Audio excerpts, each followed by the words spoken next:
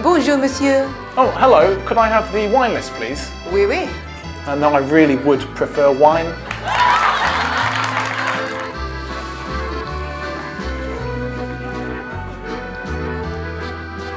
Are you intimidated by wine lists? Do you always pick the second cheapest bottle on the list so nobody thinks you're actually cheap?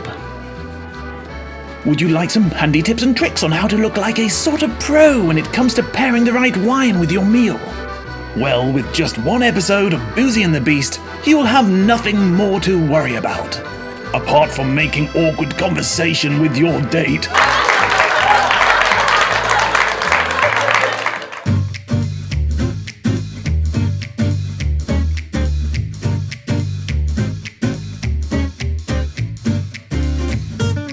Hello and welcome to another episode of Boozy and the Beast, How to Drink Better. Today we are ordering in a restaurant and looking at how to choose the right wine to go with your food. It's really important to pair the wine and food together to really give the best experience, whether in a restaurant or at home. So a tannic red is going to complement red meats really well. You want to try something like a Bordeaux blend or a Cab Sauv or a Shiraz or Syrah, still the same grape. And if you've ordered a sacrificial goat, I can highly recommend a satanic red. But if you're solely a white drinker, maybe you want a full-bodied Chenin Blanc or a Chardonnay, basically something like really rich that will cling to those meats. What about seafood? Do you like the citrus and salinity with that? Or then maybe you want to try a trendy Albarino or a refreshing Picpoul or a crisp Chablis. As for a goat's cheese salad, something like that, that's beautifully set off by a Sauvignon Blanc, something from Sancerre. And a Sunday roast, who doesn't enjoy one of those? Then you might want to go for a white Burgundy or a lighter red like a Pinot Noir or a Beaujolais. Basically, let's look at what you enjoy eating. What grows together, goes together is a truism, but it's also fairly true. Oh, that's nice. Isn't it? Isn't it nice? That's nice. Right, time to put you to the test. Quick fire round. Go for it. Pasta or pizza? Primitivo, Montepulciano di Abruzzo or a Soave? Fondue. Riesling or Gruner Veltliner?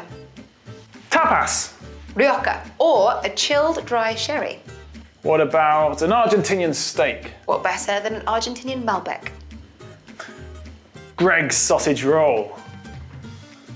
Maybe just a can of Tennant Super? Super. What about if you're eating food from a country that isn't necessarily known for its wine, like India or China? That's a really good point because we love the food from there, but often on a wine list, even though they have their wines in their country, you don't find them on the menu, in which case you want to look at what complements the flavours. So tannins in a red wine can maximise the fire and spice in curries. If you want to feel the burn, that's brilliant. Feel the burn! So maybe you want to go for a softer, fruitier red like a Gamay, or a rosé actually works really well with Indian curry.